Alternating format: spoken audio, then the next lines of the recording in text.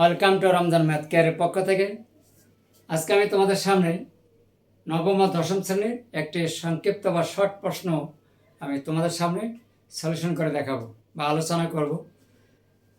তোমরা যদি মনোযোগ সহকারে দেখো ইনশাআল্লাহ খুব সহজভাবে বুঝতে পারবে।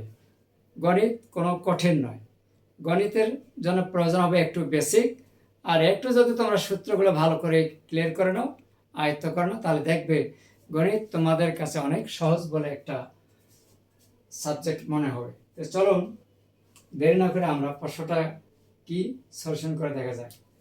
প্রথমে আমরা নেব, এখানে দেওয়া আছে, কি দেওয়া আছে, দেওয়া আছে এক্স মাইনাস 1/x কত √3।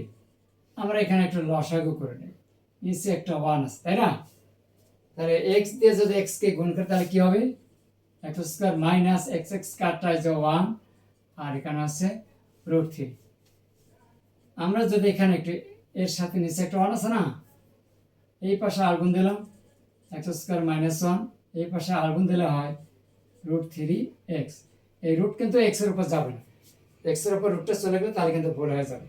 তাহলে অতএব x² এটা বামে নিয়ে আসো, √3x ইকুয়াল কত 1। শুট বা প্রুফ।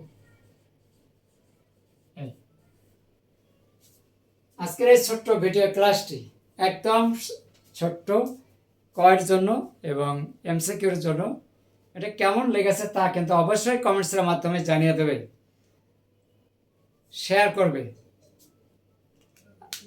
আর এমন সহজভাবে পরবর্তীতে যদি তোমরা গণিত শিখতে চাও তাহলে অবশ্যই রমজান ম্যাথ কেয়ারকে ফলো করতে ভুলো না।